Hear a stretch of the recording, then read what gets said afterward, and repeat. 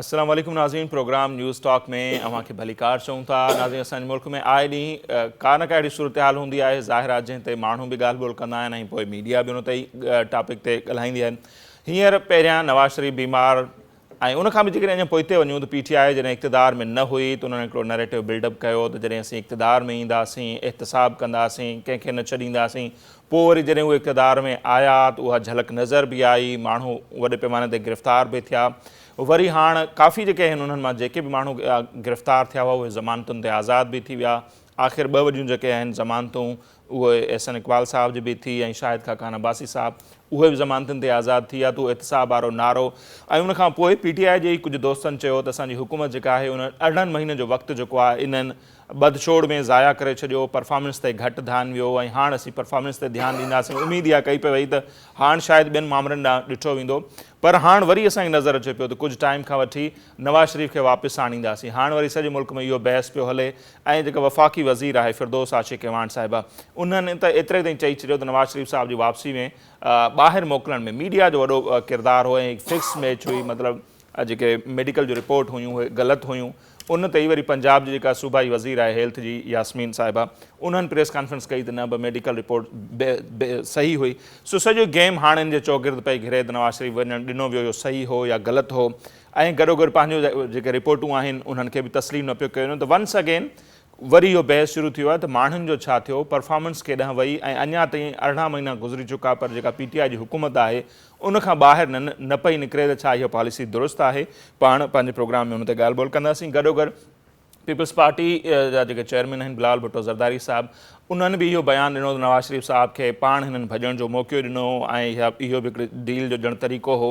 वरी बि बिलावल साहिब उन बयान सां कुझु पोइते बि थिया। बहरहाल उन्हनि जो पंजाब में हींअर एक्टिविटीज़ आहिनि ऐं उन ते बहस थिए पियो त हाणे पीपल्स पार्टी कोशिशि करे पई त जेको नवाज़ लीग जी जेका क़यादत ॿाहिरि आहे ऐं PTI जेका परफॉर्मेंस आहे उन मां कुझु पीपल्स पार्टी बि फ़ाइदो हासिलु करे त केतिरो उन में कामयाबु रहंदी, उन ते बि असीं ॻाल्हि ॿोल कंदासीं। गॾोगॾु कराची में हिकिड़ो अफ़सोसनाक वाक़ियो पेश आयो आहे।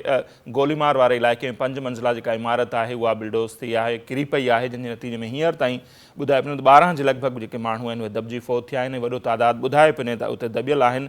सिंध बिल्डिंग कंट्रोल अथॉरिटी जेका परफॉर्मेंस आहे उन ते बि ॻाल्हि ॿोल कंदासीं, छाकाणि त पुराणी इमारत हुई ऐं उनजे मथां अञा ॿिया जेके फ्लोर आहिनि, मंज़िलूं आहिनि, उहे ठाहिण जी कोशिशि थी पए। त मंसूर शेख साहब PTI जा अॻवान आहिनि, उन्हनि खे असां अॼु ज़हमत ॾिनी आहे, ऐं क़ादिर मंदोखेल साहब उहे बि कंहिं बि तारुफ़ जा मोहताज आहिनि, पीपल्स पार्टी जा अॻवान आहिनि। मंदोखेल साहब आपका भी बहुत शुक्रिया। शेख साहब अवां जी भी तमामु घणी महिरबानी। मंदोखेल साहब मुंहिंजे पासे वेठा आहिनि। शुरूआत उन्हनि खां था कयूं, हालांकि सवाल ठहे अवां सां थो त हीअ जेका अभी हम देख रहे हैं सारा मुल्क फिर चल रहा होता है ना, पॉलिटिकल लीडरान के जो बयानात होते हैं, मीडिया भी उस तरफ जा रही होती और उसके पीछे अवाम भी। अब नवाज शरीफ वापस आएगा नहीं आएगा, एक खत इन्होंने लिख दिया, अब इस पे बहस हो रहा है कि लंदन के साथ, हमारे बरतानिया के साथ इस तरह का कोई मुआहिदा ही नहीं है कि कैदियों के एक्सचेंज होगा नहीं होगा। आज शाहिद खाकान अब्बासी साहब कराची आए, उन्होंने तो कहा कि रद्दी टोकरी के बराबर है ये जो लेटर है। हो क्या रहा है हमारे मुल्क में, पहले जाने देते हैं, इन्होंने जाने दिया या नहीं दिया ये तो वो भी नहीं मानते। अब ये है कि हम उनको बुलाएंगे, सारी सियासत इसके चौगिर्द घूम रही है, परफॉर्मेंस उस पर कोई बात भी नहीं कर रहा, ना वो नज़र आ रही है। सियासत कर रही है नून लीग भी और PTI भी। सबको पता है कैसे गया, किसकी इजाज़त से गया, कब आएगा, ये भी पता है सबको।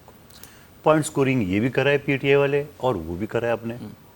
लेकिन सवाल ये है कि बात आपने बिलावल साहब की बात की, मैं भी कहना चाह रहा हूँ, नवाज शरीफ साहब ठीक है बीमार है, इलाज के लिए गया है, रिपोर्ट गई बाकायदा। वो एक अलग बात है कि इमरान खान साहब ने पहले उसको इंसानी बुनियाद पे उसको इजाज़त दी है, बाद में उन्होंने कहा कि ये ड्रामा था, क्या था, जो भी था, खैर वो एक अलग है। लेकिन शहबाज शरीफ साहब को आना चाहिए क्योंकि अपोजिशन लीडर हैं और यकीनन पूरे पाकिस्तान की सबसे बड़ी अपोजिशन है, जो कि अपोजिशन लीडर का भी खिताब मिला है इनको, तो उनको आके यहाँ अपना किरदार अदा करना चाहिए। इस वजह से भी अदा करना चाहिए कि मुस्लिम लीग नून हो या पीपल्स पार्टी हो या ख़ुद PTI के लोग हो, सबको पता है कि महंगाई पाकिस्तान की तारीख़ में इससे ज़्यादा और इतनी स्पीड से महंगाई कभी नहीं आई।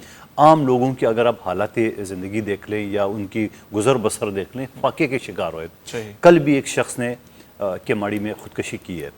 तो उसके अलावा जो अब देख रहे 14 लोगों को एक जहरीली गैस आ गई, पता ही नहीं चला क्या है क्या नहीं है, समझ लो अभी तक तफ्तीशी हो रही है। ठीक है, ज़िम्मेदार जो भी है वो सामने आना चाहिए। सवाल कहने का ये कि ये सारी चीज़ें मैं और आप तो टीवी टॉक शो में तो बात कर लेंगे, लेकिन वैसे तो पोजीशन लीडर उनको असम्बली में इसका आवाज़ उठाना चाहिए। इस वजह से मेरा कहना ये है कि शहबाज शरीफ साहब को आना चाहिए, बिल्कुल आना चाहिए। और नवाज शरीफ साहब भी, जो भी ये लोग आपस में खेल रहे हैं, वो सबको पता है। तो आपको क्या लगता है शहबाज शरीफ साहब क्यों वहाँ पर अभी तक रुके हुए हैं? वो लंदन प्लान की बातें भी चल रही थी, वो प्लान क्या है, क्या उस पर कुछ चल रहा है कि कुछ ले दे के कुछ मामला सेटल करके बाद में वापस आएंगे? देखिए, अगर आप थोड़ी सी पुरानी हिस्ट्री अगर नून लीग का देख लें तो इससे पहले भी ये गए थे, और फिर जैसा मीडिया या जो भी बता रहे हैं तो 10 साल का मुआहदा हुआ, फिर 10 साल का मुआहदा एकदम तोड़ के 5 साल में वापस आ गए। तो जिस दिन नवाज शरीफ साहब गए थे, मैं किसी चैनल पे बैठा हुआ था अगले दिन, तो मैंने उस वक्त भी कहा कि मेरे ज़ाती ये राय कि नवाज शरीफ साहब नहीं आएगा। और यकीनन नवाज शरीफ साहब ऐसे एक हालात में आ गए जहाँ कुलसुम नवाज साहिबा जो है ना वो बिस्तर मर्ग पे थी, उनको छोड़ के ये और मरियम साहिबा आ गए। लेकिन उसके बाद फिर गए और फिर अब दोबारा मरियम साहिबा को भी ले जाने की कोशिश कर रहे हैं। तो मेरे ख्याल में पीपल्स पार्टी तो कम से कम ऐसे आते। तो आप देखें, जरदारी साहब की बेल हो गई है। इस बेल के लिए खुद मैं फेक अकाउंट में मैं लतीफ़ कोसज़ा फारूक नाम की वकील थे, उसके बाद बेल के लिए उसने स्ट्रेट हमें मना किया, मैंने बेल लेना ही नहीं है। उसके बाद जो कंडीशन उसकी ख़राब हो गई अस्पताल जेल के अंदर, तो ख़ुद हुकूमत ने, वफाकी हुकूमत ने उनको हॉस्पिटल में एडमिट कराया।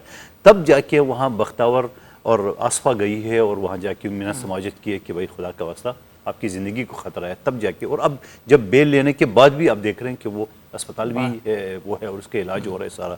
तो अब ये एक सूरत-ए-हाल ये है। तो कहने का मेरा मकसद है कि पीपल्स पार्टी कभी भी इस तरह चीज़ों से न डरती है, न जेलों से, न इन बीमारियों से, इन चीज़ से। और हालांकि जरदारी साहब का नवाज शरीफ के बारे में जो बहुत सारी रिपोर्टें आ रही, मैं कहता हूँ उससे 100 गुना ज़्यादा जरदारी साहब बीमार हैं। जो आपकी मीडिया के दोस्तों ने देखा है या आम वकीला ने अदालत में देखा है कि उनकी कोर्ट आते हुए हमारी मुलाकात होती थी, तो वो इंतहाई बीमार है, इंतहाई कमज़ोर भी है। इलाज तो करवाना चाहिए, अगर इसमें बाहर जाते हैं तो क्यों से क्या नहीं, लेकिन नहीं गए, यही मौजूद है, सब चीज़ है। सही।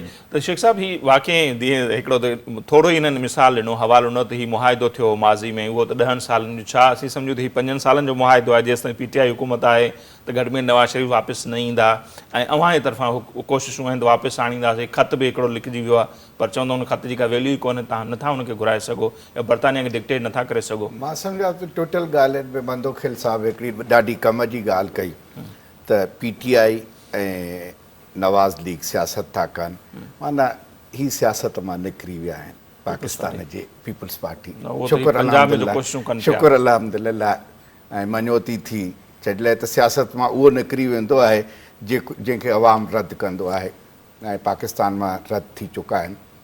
ॻाल्हि इहा आहे त जेका तव्हां ॻाल्हि कई त यास्मीन राशिद ऐं फिरदौस आशिक़ अवान, फिरदौस आशिक़ अवान पंहिंजी जॻह ते सही आहे, यास्मीन राशिद पंहिंजी जॻह ते सही आहे, जॾहिं त हुनखे रिपोर्ट केरु ॾींदा, हेठां मैनिपुलेशन थी, ठीकु आहे न। ऐं जॾहिं मिनिस्टर साहिबा वटि पहुती, प्रोविंशियल मिनिस्टर वटि, त उहे रिपोर्ट ऑफिशियल डिक्लेयर थियल हुयूं ऐं उन में उहो वाक़ई बीमार हो। हुनखे वीचारी खे कहिड़ी ख़बर त अहिड़ा ठग, हाणे उनखे चयो वियो आहे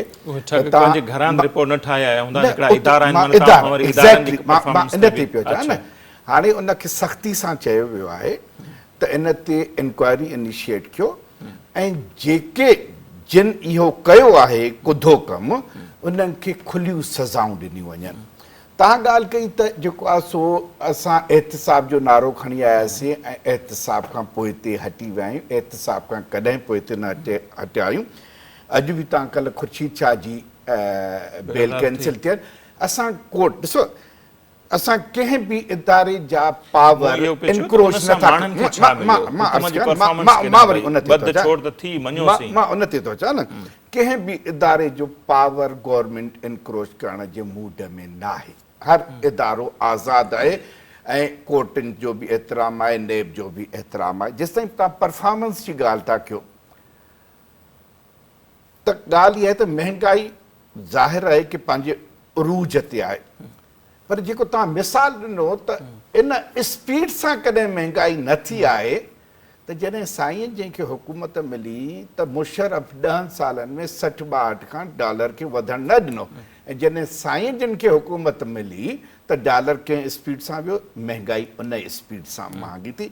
छॾ लाइ त जेको असांखे हुकूमत मिली जेका महांगाई उन खां साॻी स्पीड रही आहे पर जेका इकानमी जी कंडीशन असांखे मिली हा न पर ही तो ॾिसो न, न न मां तव्हां 16 साल जो रिकॉर्ड टुटी वियो आहे इहो अवां जा सरकारी इदारा न, था सदाई ॿुधाइनि टुटंदा महांगाई में। न ही 15 सालनि में ॿिन्ही जूं हुकूमतूं गॾायूं तबे एतिरो मां अर्ज़ु कयां न ही कर्ज़ वठी मैनेज कंदा हुया असां उनखे छॾियोसीं ॻाल्हि इहा आहे न जिते ज़ख़ीरा अंदोज़ी थियण जी कोशिशि थी उन ते एक्शन खयोंसीं ठीकु आहे न महांगाई वाकई थी आहे छॾ लाइ त जॾहिं तव्हांजे जेब में पैसो न फोकस हुजे आहे उन इकानमी ते। मां तव्हांखे ॿुधायां उहो ई न त पुछो त माण्हू त पुछंदा आहिनि त जॾहिं उन्हनि ते असां केतिरो फोकस आहे। 2020 में दाख़िल थियासीं त असांजे प्राइम मिनिस्टर ऐं मुआशी टीम इहो चयो त हाणे रिलीफ ॾियण जो साल आहे पहिरियों असीं इकानमी स्टेबलाइज़ पिया कयूं 2019 ताईं छॾ लाइ त हाणे तव्हां हिते वेठा आहियो हा न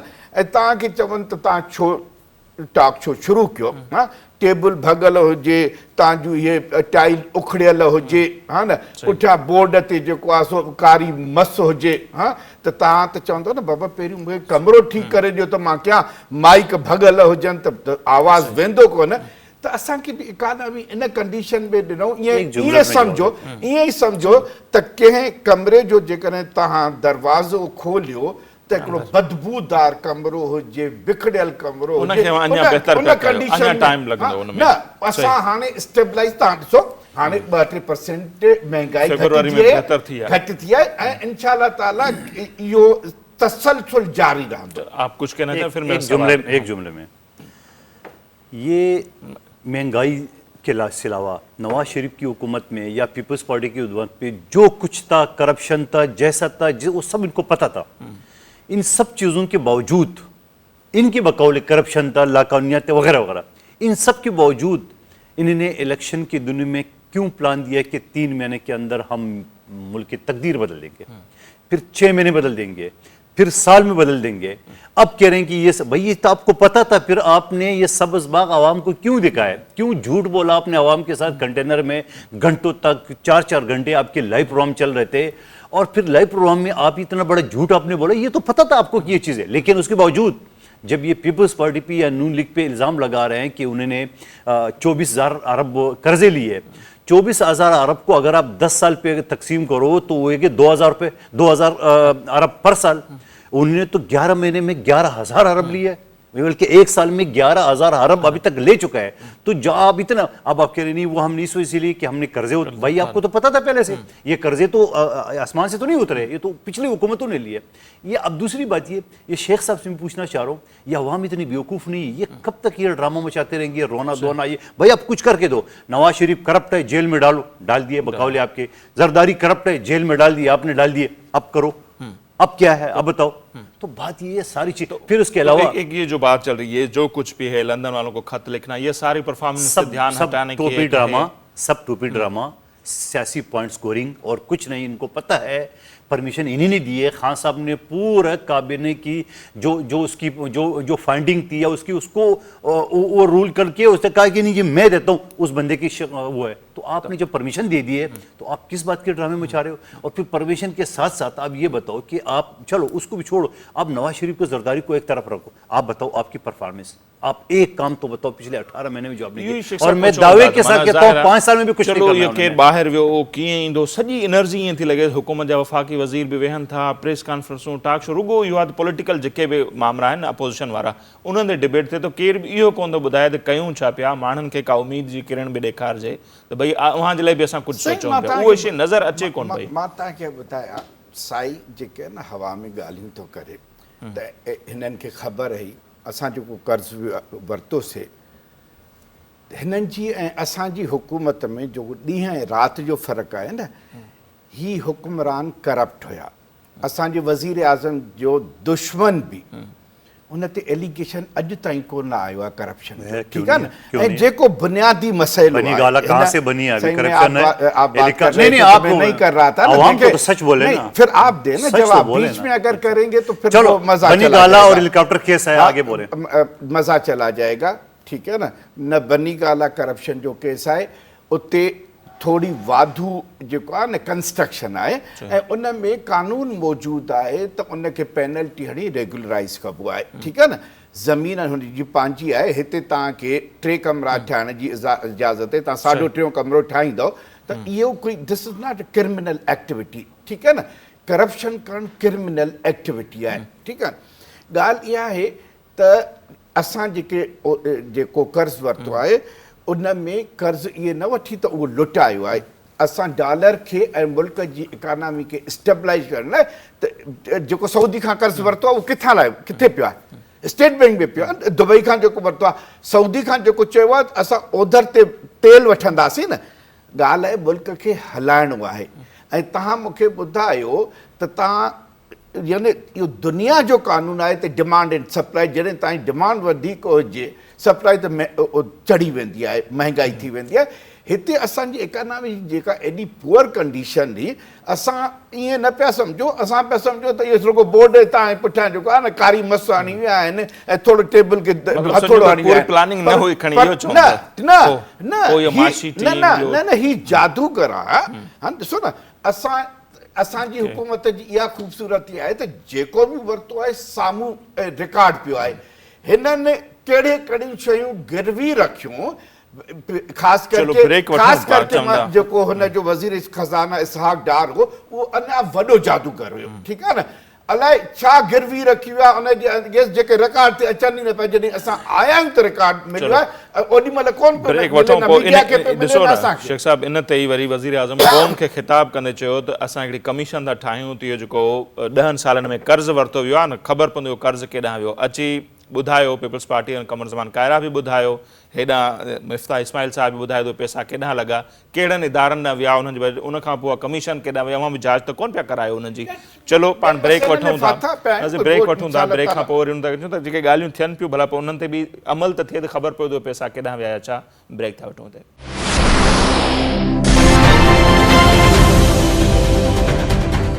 जी नाज़िम, ब्रेक खां पोइ हिकु भेरो ॿीहर अव्हांखे भलीकार चऊं था। इहो वाक़ई डिगो बैर्स आहे इकानमी ऐं ॿियूं शयूं। ज़ाहिर आहे PTI जे दोस्त हुननि जी पंहिंजी हिकिड़ी हिकमत अमली आहे, अची ॿुधाईंदा त कर्ज़ु लाहिण लाइ कर्ज़ु वरिता पिया आहिनि। माज़ी जो हुकूमतुनि बि ईअं कयो आहे, उन ते वेंदासीं, सॼो प्रोग्राम हिन में अची वेंदो।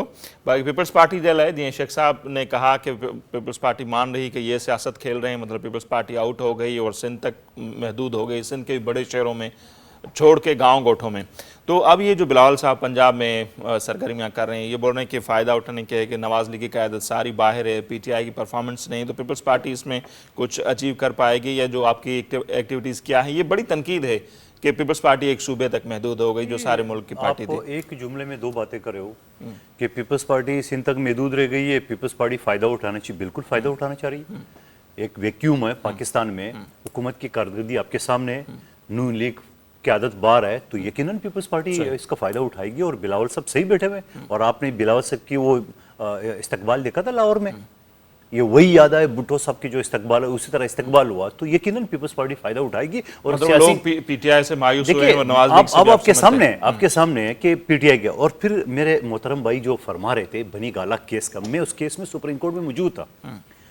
पूरे इस्लामाबाद चीफ जस्टिस साकिब निसार साहब ने तोड़वा दिए, मगर बनी गाला को जो रेगुलाइज कर दिया। अब ये भी तो ज्यादती है ना, वैसे तो कानून की तालिब इल्म हम ज़्यादा बात करेंगे तो फिर कुछ और की तरफ चले जाएंगे। ये भी ज्यादती है आवाम के साथ, पाकिस्तानी आवाम के साथ, कि आपने लोगों के घर तोड़वाया, आपने कराची में घर तोड़वाया, दुकानें तोड़वाया, मगर बनी गाला आपने रेगुलाइज करिए जैसे बनाया आपने, ठीक है। आलिमा खान के ऊपर जैसे भी पैसे इसने 60 अरब लिए, आपने पेनल्टी लगाया और रेगुलाइज कर दिए। तो इस तरह तो पाकिस्तान में सारे चोर, डकैत, स्मगलर, उन सबको तो आप फिर छोड़ दो, उनको पेनल्टी लगा दो, उसको रेगुलाइज कर दो सारी फैक्ट्रियाँ। सवाल ये कि इन सारी चीज़ों से हट के जो शेख साहब बात कर रहे थे, मेरे ये कहना है कि ये सब चीज़ों के बावजूद कह रहे हैं इसहाक डार जादूगर था, तो मैं तो कहता हूँ वो जादूगर तो पाकिस्तानियों के लिए अच्छा था, क्योंकि इस जादूगर के दौर में डॉलर भी अपनी कंट्रोल में था, महंगाई भी कंट्रोल में थी। तो पाकिस्तानी आवाम को क्या चाहिए, आम गरीब आदमी को क्या चाहिए, कब चाहिए, जो अगर महंगा ना हो, चाय के पत्ती महंगे ना हो, तो आपकी ये रियासत मदीना को अचार डालना है उन्होंने, जो उन्होंने हर चीज़ को आसमान पे कर लिया। तो पाकिस्तान के लिए तो जादूगर सही था। और फिर वो जादूगर जो हमारा जो जादूगर था वो तो आपका जादूगर बन गया। हाँ, शेख साहब वही इनके हफीज शेख साहब। تو بات یہ ہوتا ہے نا کہ اگر حفیظ شیخ پیپلز پارٹی میں برا تھا تو پی ٹی آئی کی حکومت میں اچھا کیسے ہو گیا؟ فردوس عاشق اعوان پیپلز پارٹی میں بری تھی تو اب یہاں کیسے ہو گئی؟ ابھی ایک مثال دوں پورے کابینہ مشرف کا اور پیپلز پارٹی کے بیٹا. ان سب باتوں کو چھوڑ کے میں شیخ صاحب سے یہ کہنا چاہ رہا ہوں کہ خدا کا واسطہ یہ رونا کب تک؟ یہ سیاسی عام لوگ کو پیٹ سے نہیں بھرتے. آپ لوگ جو دکان پہ جاتے ہیں وہ چینی کا بھاؤ پوچھتے ہیں, وہ گھی کا بھاؤ پوچھتے ہیں. اب مہنگائی کا حالت تو دیکھ لیں. تو سوال یہ کہ ان کے پاس کچھ نہیں ہے, کوئی پلان نہیں ہے. یہی اسد عمر تھے جو پہلے سبز باغ دکھا رہے تھے میں پاکستان کو, وہ بھائی پتہ چلا اینگرو کمپنی سے بندہ نکل آیا, ان کو وزیر خزانہ بتا دیے. اس کے بعد اب وزیر پلاننگ بنا لیے. کچھ نہیں کرنا. ان کی ٹیم ساری ناکام ہو چکی ہے. ناکام کی صورت میں یہ مزید آپ یقین کریں گے, میں لوگوں سے بات کرتا ہوں کہ لوگ پوچھتے ہیں کہ یہ پی ٹی آئی کی حکومت کب ختم ہوگی, تو میں اسے تنزیہ انداز میں کہتا ہوں نہیں آپ نیا پاکستان دیکھنا ہے, آپ 3.5 سال اور برداشت کرو. تو لوگوں کی چیخیں نکلتی, خدا کا واسطہ 1.5 سال میں یہ حال ہے, آگے 3.5 سال میں کیا حال ہوگا؟ ان کے پاس کوئی پلاننگ نہیں ہے. تو یہی لوگ اپوزیشن کو کیوں نظر آتے ہیں؟ دیکھیں بات یہ ہوتا نا ان کے ساتھ قومی اسمبلی کا جو الیکشن لڑا ہے علی زیدی صاحب, پورٹ میں گیس خارج ہوئی ہے وہاں سے اور 14 افراد جو ہے نا وہ جانے نکل گئی اور ابھی تک پتہ ہی نہیں چلا. آج بھی 12 لوگ یہ کیا ماڑی میں ہوا ہے Sindh building control authority, Sindh building control یقیناً جو سندھ بلڈنگ کنٹرول نے پرسوں 20 افسران کو نکالا ہے. میں کہتا ہوں 20 کم ہے, آپ 200 اور نکال دو. اس وجہ سے کہ آپ جب ایلیگل کنسٹرکشن کو دیکھتے ہو آپ اس کو روکتے نہیں ہو. جب یہ کوئی اس طرح کوئی چیز گر جاتی ہے تو پھر ڈی جی کے ایس بی سی اور یہ سارے متحرک ہو جاتے, میں ایف آئی آر کاٹوں گا, ایف آئی آر تیرے خلاف کیوں نہ کاٹے, تم اس وقت کیوں دیکھ رہے تھے. یہ سارے ایک چیز بتا رہا ہوں نا کہ اب بات کیا ہوتا ہے نا, یہاں پولیٹیکل لوگوں کو, سیاسی لوگوں کو ٹارگٹ بنائیں, سرکاری افسران کو نہیں. جب بھی انہوں نے ایک انوکھا آرڈیننس لایا کہ بزنس مین کو نکال دو اور سرکاری افسران کو نکال دو, بھائی اگر ان دونوں کو نکال دو, پی ٹی آئی تو پہلے سے ہی فرشتہ بن چکی ہے اور جے ڈی ایم کیم تو پہلے سے ان کے ساتھ ہے, تو رہ گئی پیپلز پارٹی اور نون لیگ. آپ کر لو انتقام کے لیے. آپ سوال یہ ہے, میں پھر گزارش کروں گا, یہ ان کی اگلے 3.5 سال بھی یہی رونا دھونا ہوگا. پیپلز پارٹی نے یہ کہ بابا پیپلز پارٹی نے ملک کو تباہ کر لیے, نون لیگ تباہ کر لیے. آپ آئے ریاست مدینہ کہ آپ ذرا بتاؤ آپ نے کیا کیا. انہوں نے کچھ نہیں کرنا ہے. ان کی فوکس ہی کچھ اور ہے. ان کی کوئی ٹیم کی ان کی اہلیت ہی نہیں. ان کے جو لوگ ہیں وہ نالائق ترین لوگ ہیں, ان کو کچھ نہیں پتا. ان کے وزیر اطلاعات جو معاون خصوصی اطلاعات ہے بیٹی ہوئی ہے, 4 گھنٹے آپ کی ٹی وی چینل لائیو دکھاتا ہے. آپ ذرا غور سے سن لیں, اس کی کوئی کام کی بات تو بتاؤ اس کو کریے. لیکن فضول کا ٹائم دنیا کا وہ ویسٹ کرے. پھر اس کے علاوہ میڈیا کے اوپر یہ ہے ان کی جو فنڈ روک دی ہے, ان کے لوگ فاقے کا شکار ہے. میڈیا کے جو ملازمین ہیں, یقین کریں گے بہت سارے لوگ مجھ سے رابطہ کرتے ہیں, ہم نے کیس کرنا ہے. تو میں نے کہا کیس کر کے آپ کیا کریں گے؟ اگلے کے پاس وہ ہے ہی نہیں کنگلے. کئی چینل تو آپ کے سامنے بند ہو گئے, اخبارات تو چلو شیخ صاحب سے معلوم شیخ صاحب کھوڑ ॻाल्हियूं थियूं پیپلز पार्टी जी पंजाब में जेके आहिनि सरगर्मियूं उन्हनि खां वठी PTI जी हुकूमत ताईं. ऐं बार बार मंदोखिल साहब पुछंदा त कि इन 1.5 साल में 5 अहिड़ा मनसूबा जेके PTI हुकूमत शुरू ही कया हुजनि, कंप्लीट ज़ाहिर मुश्किल आहे.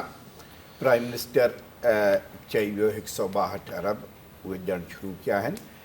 पोयनि मनसूबनि जी असां कंटिन्यूटी कई आहे, उनखे असां ॾिसो पॉलिटिसाइज़ न कयो आहे. जेके बि पोयां मनसूबा आहिनि उन्हनि खे कंप्लीशन ॾे. इंशाअल्लाह ताला हिन मार्च महीने में उन्हनि सॼे मुल्क जी ॻाल्हि पिया कयो या हिते सिंध में? सिंध खां अचे पूरे मुल्क जी ॻाल्हि था कयूं, ठीकु आहे न. नवनि मनसूबनि में असीं डैम बि आंदा आहिनि, मुल्क में मुआशी इस्तेकाम बि आणियूं पिया, नौकरियूं बि पैदा कयूं पिया. नौकरी हिननि वांगुरु न आहिनि त जेको आहे न रुॻो नौकरी थींदी आहे सरकार में. सरकार में रुॻो नौकरी न थींदी आहे, रोज़गार पैदा करणु आहे. हाणे ॻाल्हि साईं जी तशरीह ईअं आहे त क़ुर शरीफ़ में लिखियलु आहे त पंहिंजो जेको आहे सो नमाज़ पढ़णु हराम आहे, जाइज़ न आहे. हा, उते स्टॉप थो हणे जॾहिं तव्हां नशे जी हालत में उहो नथो ॿुधाए. बनीगाला केस में साईं मिसाल थो ॾिए त उहे जेके चाइना कटिंग हिननि करे ऐं जॻहियूं पैदा कयूं उहे टुटियूं आहिनि, जंहिंजी लीज़ न हुई, जंहिंजा कब्ज़ा न हुया, जेके नालनि ते ठाहियूं आहिनि, जेके ग्रीन बेल्ट ते ठाहियूं आहिनि, जेके बाग़नि ते ठाहियूं आहिनि, ऐं उहा बि PTI जी हुकूमत कोन. कप्तान त हे हुया, पुलिस हिननि जी हुई सूबे में. ॾिसो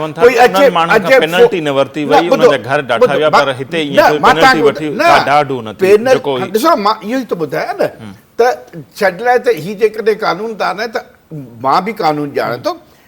असां उहो कोर्ट जो हुकुम हुयो त जेके ग्रीन बेल्ट जेके नाला जेके फुटपाथनि ते हुया ऐं कोर्ट जो हुकुम हुयो, ठीकु आहे न, हिते यानी पराई शइ ते कब्ज़ो हुयो।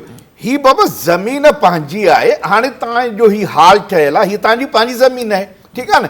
हिन में जेकॾहिं तव्हां हिते हाल ॾेखारियो ऐं तव्हांखे ज़रूरत मुताबिक़ हिकिड़ो हिन में कमिरो था कढो, हा, उन ते एतिराज़ खणी आया आहिनि। ज़मीन तव्हांजी आहे, पंहिंजी। हिननि वांगुरु न आहे त चाइना कटिंग करे माण्हुनि खे कंहिं अरबन जो छो भरी पंहिंजी शइ ते पेनल्टी न भरंदो न माण्हू। तव्हांखे इहा ख़बर ई कोन्हे। तव्हां सिद्धमन साईं जेकॾहिं सिद्धमन बिल्डिंग कंट्रोल जे केसनि में पेश थींदो आहे, छॾले त नक्शो जेको सही न हूंदो आहे न एग्ज़ैक्टली छा थींदो आहे त जेको तव्हांखे हलो मिसाल के तौर ते 1000 गज़ जो बंगलो आहे, हा न, उन में 600 गज़ ते कंस्ट्रक्शन तव्हांखे करणी आहे, हा न, बसि तव्हां जेकॾहिं 650 ते कंदव न, हा, हिते जीअं DHA में तव्हांखे सख़्ती कंदा आहिनि, हा न, तव्हां जॾहिं क्लिफ्टन जी एरिया में अची वेंदा आहियो, हा, त पोइ उते 650 ते कंस्ट्रक्शन फैमिली मुताबिक़ ज़रूरत मुताबिक़, त उनखे पेनल्टी पहिरियों त ठाहिणु न ॾियणु घुरिजे, पोइ उन में ड्राइबो न आहे, उन ते पेनल्टी हणी उनखे रेगुलराइज़ कबो आहे।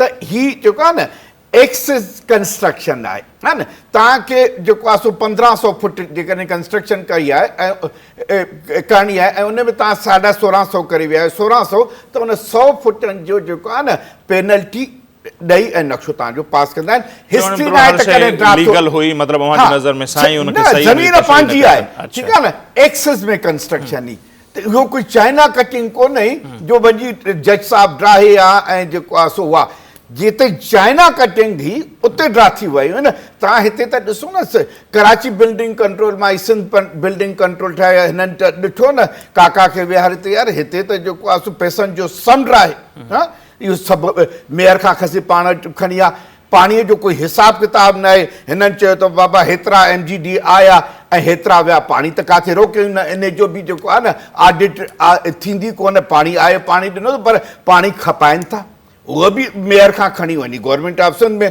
हाणे चऊं त उहो जेको सफ़ाई, यानी सॉलिड वेस्ट मैनेजमेंट, तव्हां दुनिया में वेंदो, जेके बि सुठा मुल्क आहिनि उते कचिरो खणण जा पैसा ॾींदा आहिनि ऐं उनखे रिसाइक्लिंग करे ऐं उनखे पैदा, हिननि चयो $28 तव्हांखे ॾींदासीं, चेयरमैन बि थींदो चीफ मिनिस्टर साहिबु, यानी गंद कचिरे खे बि नथा छॾनि, हा न, चेयरमैन चीफ मिनिस्टर साहब थींदो $28 में। मां अॼु तो ऑफर ये जो म्यूनिसिपल के इदारे हैं वो सूबाई हुकूमत ले रही है और जो इतराज़ है कि फिर वो परफॉर्म नहीं कर पा रहे, लोगों को पानी ना मिल रहा हो, कचरा हो, या जो भी इश्यूज गिनवा रहे हैं सर। जी, कराची के 6 ज़िले हैं, 6 ज़िलों में से 2 पीपल्स पार्टी के पास है, 4 MQM के पास है, 4 में से 1 नायब नाज़िम इनका है वेस्ट का, मेयर इसका वेस्ट का है आपका नायब, साउथ वेस्ट दोनों में है। उसके बाद मेयर कराची जो है ना वो MQM का है। अब जब कराची, ये हालांकि कचरा तो बल्दियाती काम है ना, ये सब जब ये नाकाम हो गए और आपकी मीडिया ने हाईलाइट किया है, तो सिंध हुकूमत ने एक बोर्ड बना दे सॉलिड वेस्ट मैनेजमेंट के नाम से, और उस बोर्ड के ज़रिए उन्होंने जिस डिस्ट्रिक्ट में काम नहीं हो रहे थे वो हवाले कर दिए चाइना कंपनी को, ठीक है। अब चाइना को कंपनी की है, चाइना कंपनी भी वेस्ट में फेल हो गई है, तो उसका ठेका कैंसिल कर दिया। अब अगर जो बल्दियाती अदारे हैं जो काम नहीं कर रहे हैं, तो यकीनन आप और मीडिया या आवाम भी एतराज़ करें कि सूबाई हुकूमत को मुदाखलत करना चाहिए, तो मुदाखलत करके वो बोर्ड के हवाले कर दिए और वो काम अभी और उस हल्कों में, और सफाई मुंह में चल रही। इन्होंने भी अली ज़ैदी साहब ने पर तोले मगर नाकाम हो गए।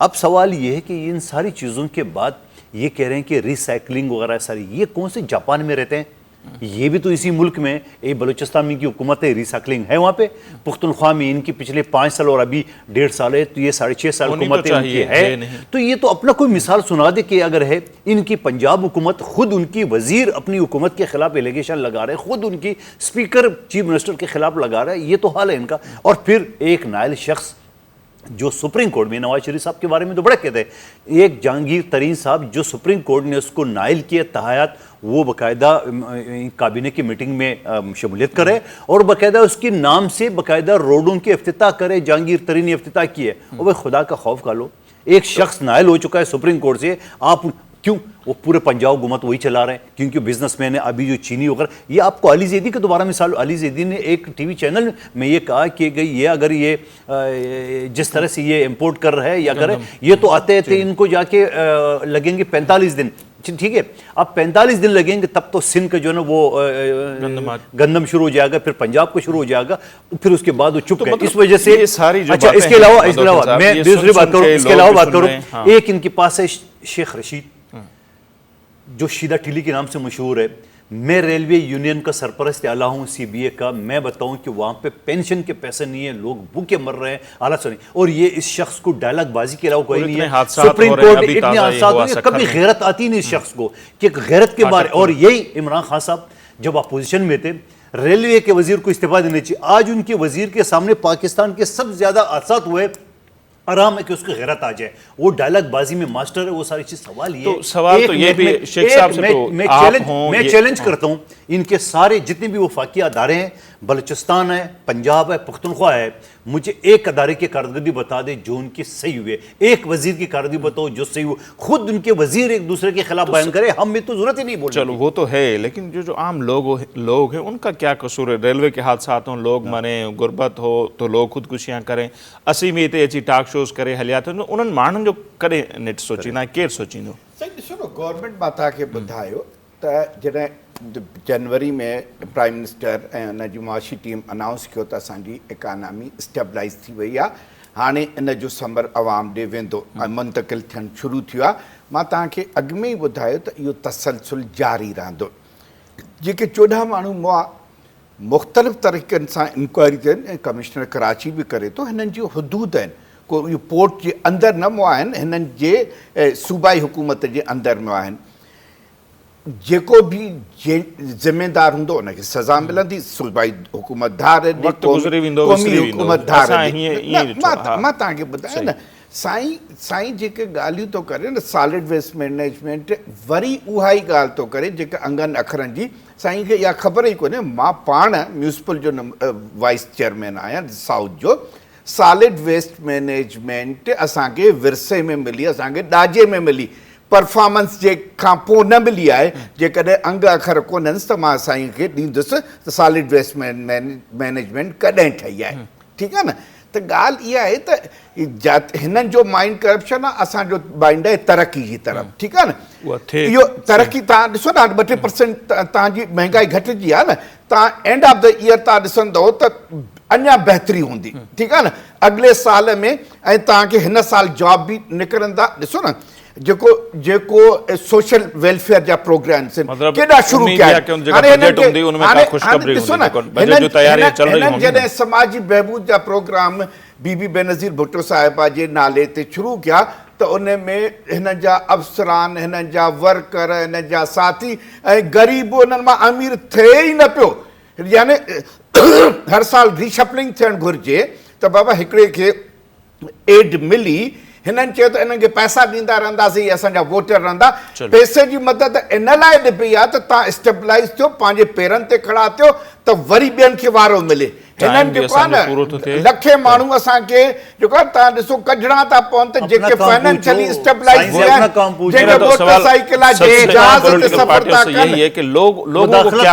18 महीने में एक काम तो बताओ जो आपने किया हो. पेट्रोल की आलमी मंडी में क्या कमी हुई है और आपने क्या लेवी आपने कितने बढ़ा दी? आप अपना एक काम तो बताओ. ये मेरी गुजारिश है, एक काम तो बताओ मेरे भाई. 18 महीने में कोई काम. कराची के 162 अरब अलाए घणा अरब रिलीज करे चुका है प्रोजेक्ट. ये कैसे पूरे हो रहे हैं? कहाँ है भाई, कहाँ है मुझे बताओ. इमरान साहब इफ्तार तो मार्च में पूरे मुल्क को दिसंदो. मार्च में आएगा खान साहब इफ्तार. देखेंगे ना, अभी तो नहीं हुआ है ना. हिन मार्च में इफ्तार तो करना चाहिए जेका असां कंप्लीट हो जाए तो बोलना.